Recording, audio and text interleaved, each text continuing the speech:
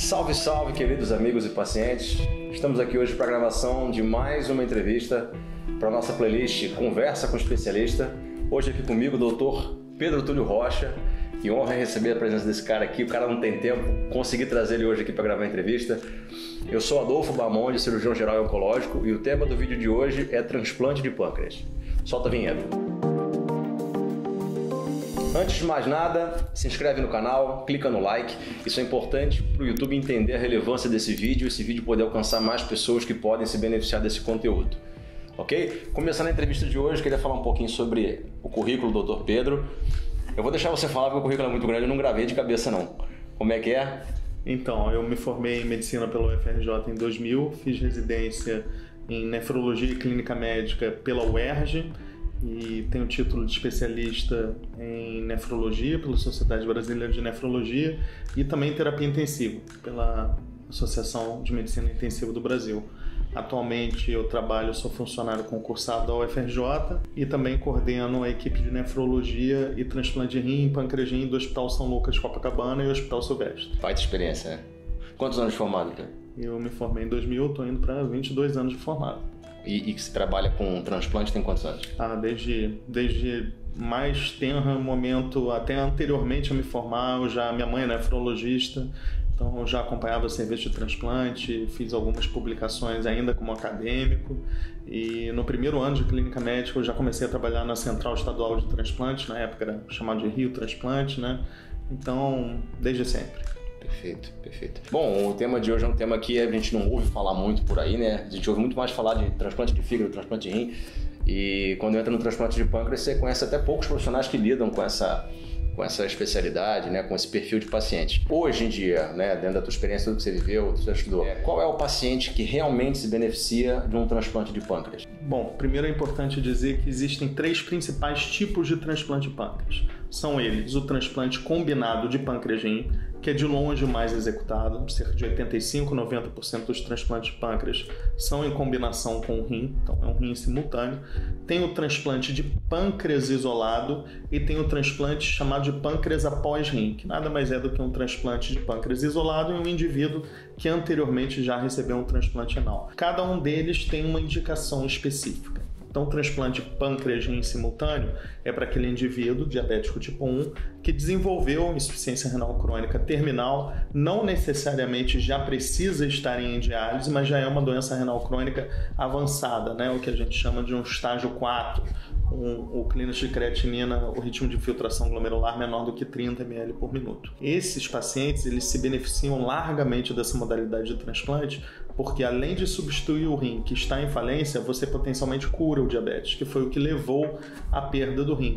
Então, quando você faz um transplante de rim isolado num paciente diabético tipo 1, você não está levando uma cura à causa base, que foi o diabetes. E é muito comum esses pacientes evoluírem com perda do enxerto, por nefropatia diabética, ou mesmo antes disso, por morte cardiovascular como consequência do diabetes tipo 1. Então, a melhor opção, comprovadamente, para os indivíduos diabéticos tipo 1 com doença renal crônica terminal é o transplante simultâneo de pâncreas-rim.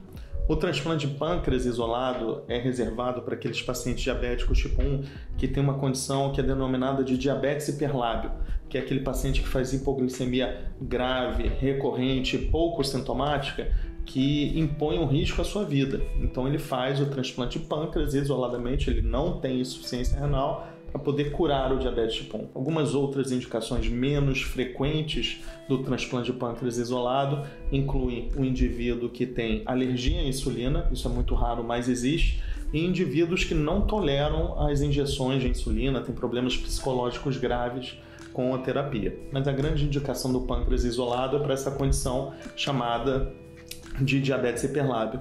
E por fim, você tem o transplante de pâncreas após rim, que é naquele indivíduo diabético tipo 1 que tinha, por exemplo, um doador vivo, não quis esperar o tempo em fila do transplante de pâncreas rim simultâneo, que exige um doador falecido, faz logo o transplante de rim, sai da diálise e posteriormente ao transplante de rim, ele entra na fila para receber um pâncreas isolado. Então é o pâncreas após rim. Perfeito, perfeito. O quanto essa cirurgia, seja ela um pâncreas isolado ou pâncreas rim, impacta tanto na qualidade de vida como no prognóstico do paciente? Então, tem estudos de médio e longo prazo mostrando que esses indivíduos diabéticos tipo 1, quando em diálise, têm a pior sobrevida de todas as etiologias de doença renal crônica. Então, o diabético tipo 1, ele tem uma sobrevida em diálise pior que o indivíduo que tem doença renal crônica por nefroesclerose hipertensiva, por glomerulopatias, por nefrites autoimunes, por doença renal policística. Inclusive, essa sobrevida é tão baixa nos indivíduos diabéticos tipo 1 que ela, quando comparadas à sobrevida de neoplasias sólidas, ela só é superior à neoplasia de pâncreas e de pulmão.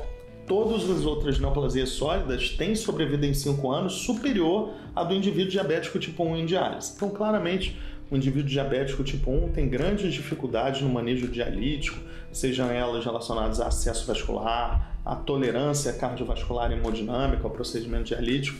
Então, todo paciente diabético tipo 1 deve ser potencialmente tratado com um transplante. Quando comparado o transplante simultâneo de pâncreas ao transplante renal isolado, que foi o que a gente conversou, a sobrevida do pâncreas é superior justamente por isso, porque ela potencialmente reverte o diabetes.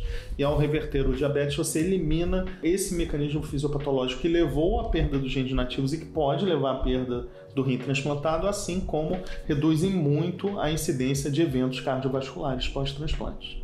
Perfeito. Então, pelo que eu entendi, o paciente que é diabético e chega a desenvolver uma doença renal crônica, vai para a máquina de diálise, ele morre mais do que um paciente, por exemplo, em 5 anos, né, no caso, que um paciente com alguns tipos de câncer, por exemplo. Com câncer de cólon, com câncer de bexiga, com câncer renal, sim. É tão grave a mortalidade, né, tão elevada do paciente diabético tipo 1 em diálise, que é feita essa comparação e sim, é exatamente isso. Perfeito, perfeito. Quando você vai conversar com o paciente para poder propor uma modalidade de tratamento como um transplante, seja rim isolado ou pancreas-rim, é exposto para ele que ele, vamos botar assim no popular, ele troca de problema, ele sai de uma condição onde ele é diabético, nefropata, né, dialítico, para a cura da diabetes, né, um rim novo funcionante, ou seja, ele para de tomar insulina, ele sai da máquina de hemodiálise, mas em compensação ele se torna um imunossuprimido. Verdade, isso é uma consideração que a gente faz para todos os transplantes, né? Então isso é muito importante.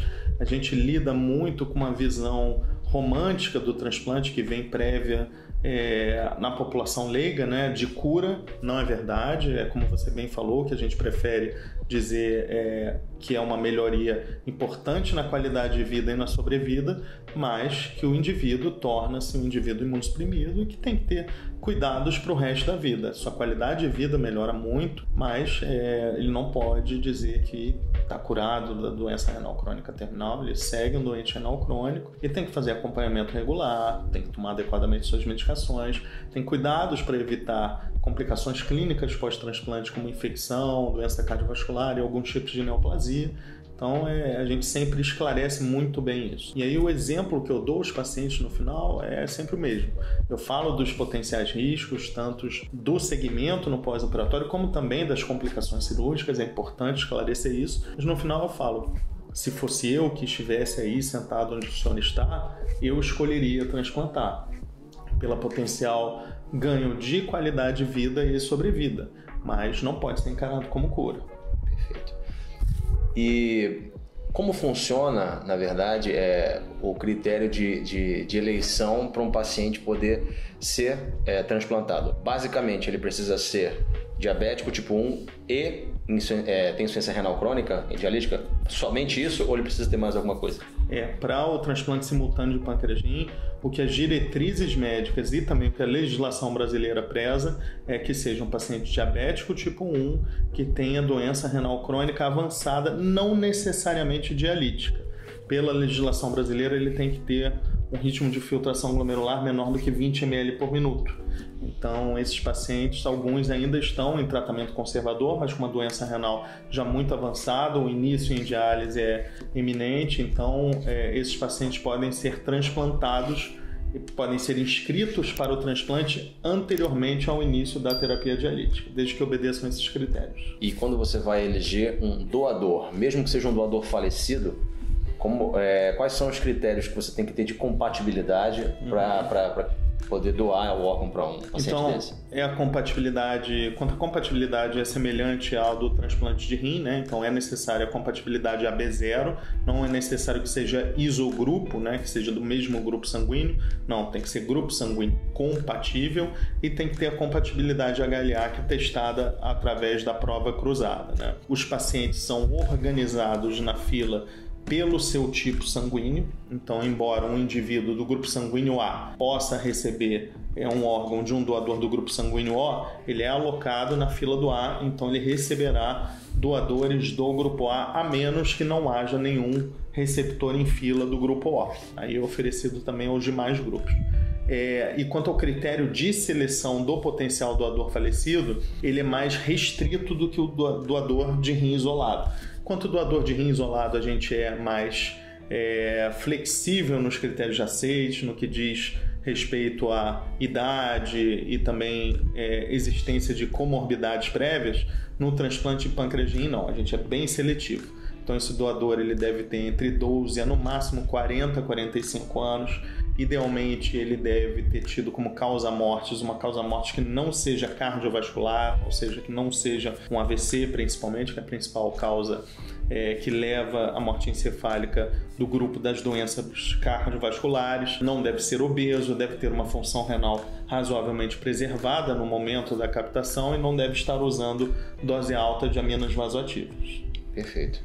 Quando você fala HLA, né, da questão da compatibilidade para doação, se você fosse explicar isso de uma forma mais simples, para quem é leigo entender, o que vem a ser esse HLA, essa prova cruzada que a gente chama de cross-match, como é que o que vem a ser isso? Então vamos tentar deixar o mais claro possível.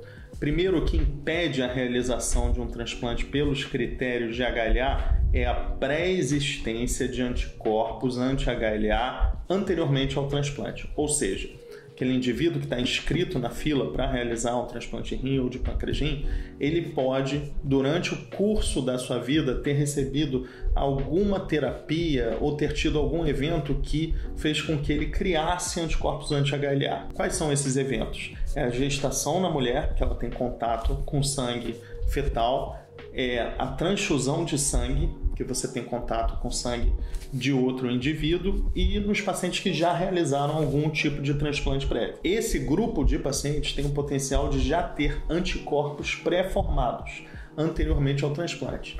E aí o que a prova cruzada faz é isso, é detectar se aquele potencial doador tem alguns desses antígenos HLA que o receptor já tem anticorpos pré-formados. E isso faz com que você tenha um critério HLA de incompatibilidade, já que o implante de um órgão nessas situações levaria a um quadro de rejeição hiperaguda, que é aquela que acontece nas primeiras 24, 48 horas após o transplante e dificilmente é reversível. Então, esses pacientes que têm esses anticorpos pré-formados contra doadores específicos teriam essa incompatibilidade. É importante falar também da tipagem HLA. A tipagem HLA é como se fosse uma impressão digital do seu sistema imunológico. Cada um tem a sua. Quanto mais semelhante for essa sua impressão digital imunológica ao seu doador, melhor será o resultado do transplante no que diz respeito à incidência de eventos imunológicos, rejeição. Mas ela não contraindica a realização do transplante. Tanto que a gente tem indivíduos não aparentados doando em vida no transplante de rim, também no transplante de fígado. Então, essa semelhança HLA ajuda no melhor resultado, mas não contraindica o transplante. O que contraindica é a presença de anticorpos pré-formados. Ótimo. E como nem tudo são flores, a gente tinha conversado mais cedo sobre essa própria questão de trocar de problema, né, do paciente se tornar um imunossuprimido. Toda cirurgia que vem para trazer um benefício também pode ter complicações. Quando a gente fala em complicações do transplante de pâncreas rim, o que é estatisticamente mais significativo para esses pacientes? O que eles podem, né, esperar como mais incidentes de complicações pós-operatório? Isso é muito importante de ser dito anteriormente ao transplante para alinhar as expectativas do paciente, da família.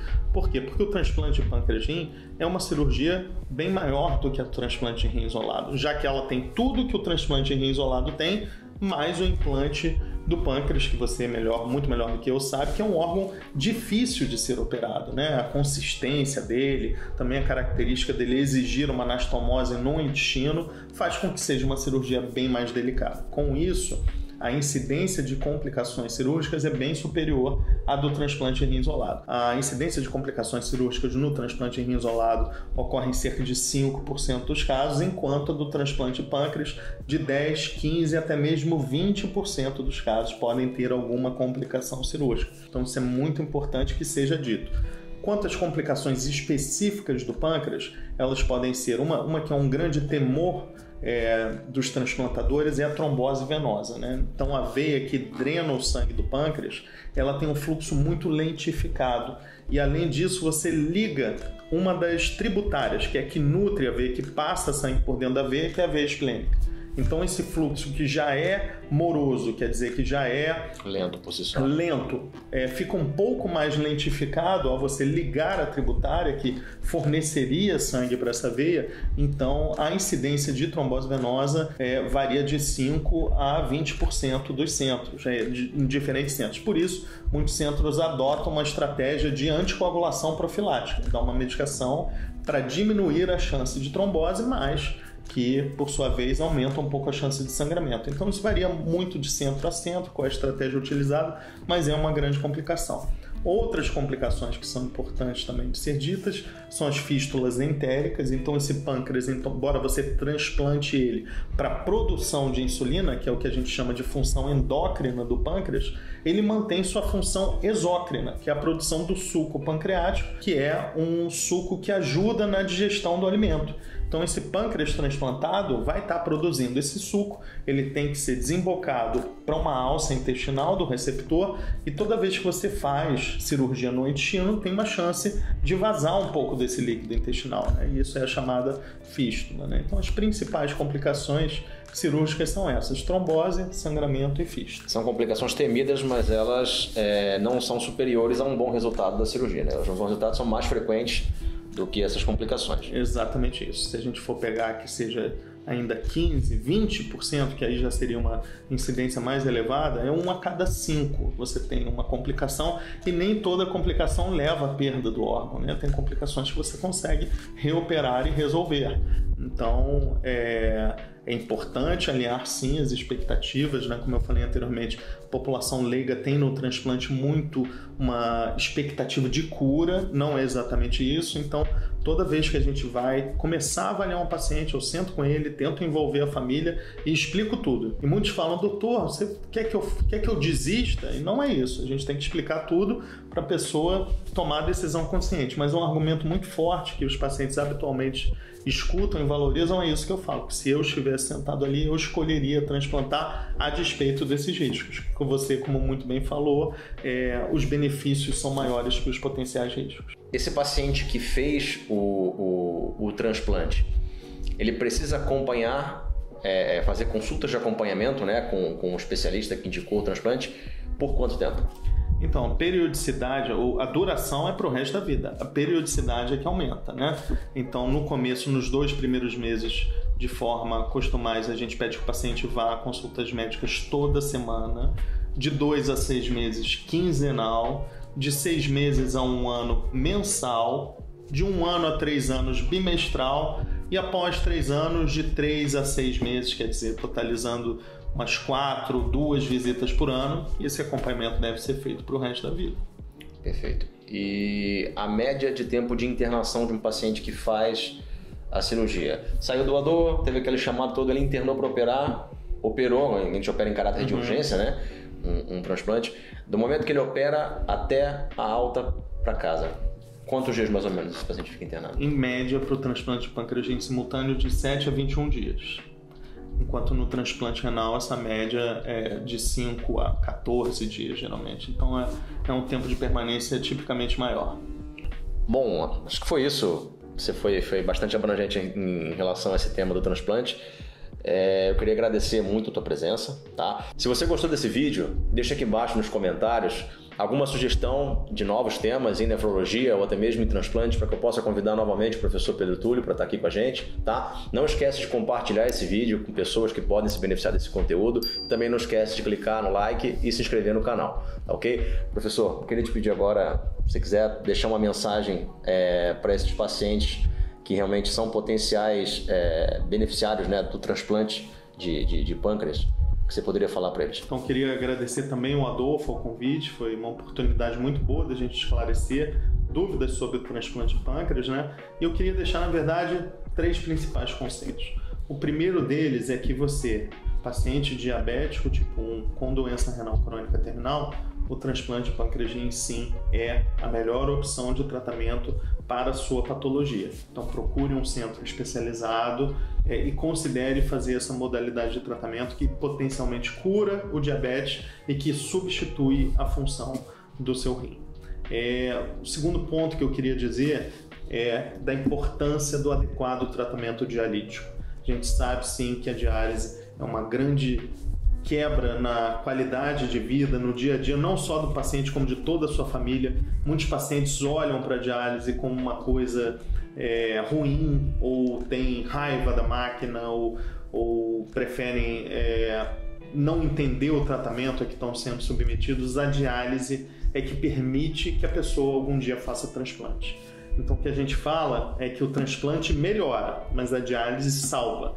Então faça o seu tratamento dialítico com afinco, não falte, não peça para sair antes, tome suas medicações, respeite as restrições dietéticas para que você esteja bem de saúde para quando chegar a sua vez de realizar um transplante. E por fim, para ter transplante tem que ter doador, seja ele doador vivo ou doador falecido. A gente precisa desse gesto de amor da sociedade. Então hoje no Brasil, cerca de 40% das famílias ainda negam a doação de órgãos, e a gente tem muito como melhorar isso e beneficiar os cerca de 50 mil brasileiros que aguardam por algum transplante de órgão ou tecido.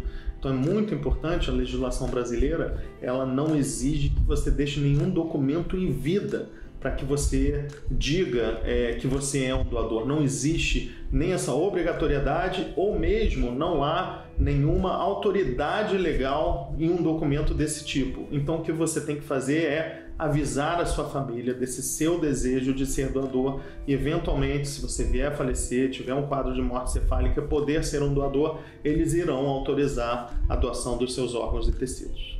Perfeito. Presença presença VIPíssima aqui.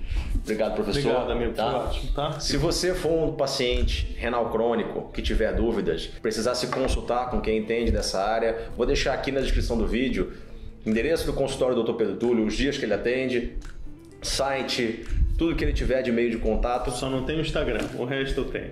Perfeito. Vou deixar tudo aqui na descrição do vídeo. Tá ok? Muito obrigado, tá, professor? Um abraço. Até a próxima, viu? Tchau, tchau. Valeu.